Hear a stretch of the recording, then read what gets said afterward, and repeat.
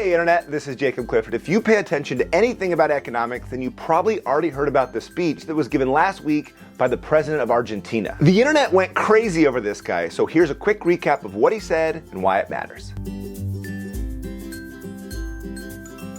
Before we jump into it, there's two things we have to keep in mind. Number one, although I love free markets, I don't agree with everything that he says. Some of what he says gets political, and I try to keep that stuff out of my videos so students get an unbiased view and can decide for themselves. And number two is this guy, President Milei, is a hardcore libertarian. After becoming the president in December of 2023, he started slashing what he considered wasteful government programs. Ministerio de Ambiente y Desarrollo Sostenible, afuera. So it's kind of like if Ron Swanson from Parks and Rec became the president of his own country. We need to cut expenditures by 32%. Let's make it an even 40.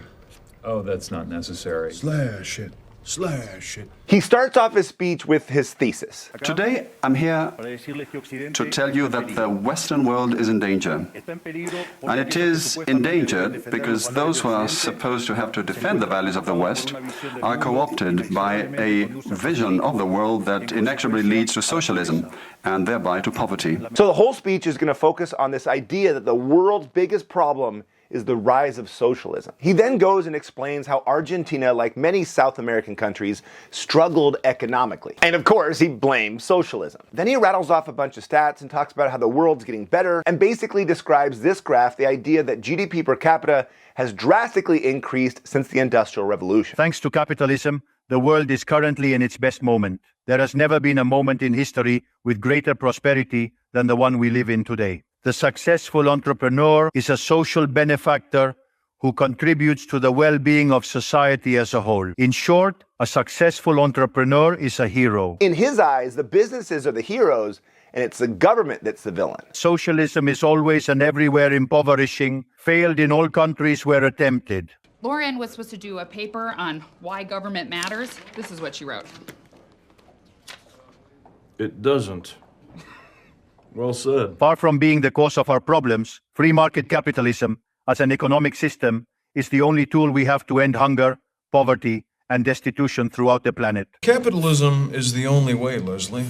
It moves our country forward. It's what makes America great, and England okay, and France terrible. Now it's this last part that got people really talking. He gives an invitation and a warning. We are here to warn you about what can happen if the countries in the Western world that became rich through the model of freedom stay on this path of servitude. The case of Argentina is an empirical demonstration that no matter how rich you may be or how much you may have in terms of natural resources or how skilled your population may be or educated or how many bars of gold you may have in the central bank, if measures are adopted that hinder the free functioning of markets, free competition, free price systems, if you hinder trade, if you attack private property, the only possible fate is poverty. So why does it matter? The big takeaway is whether or not you agree with him, what he's doing is great. The thing that makes free market so effective is innovation. Businesses have an incentive to try new things to find out what society wants. And it's important that we do that with government policies too. We don't want every country and every politician doing the same thing. We want them to do different things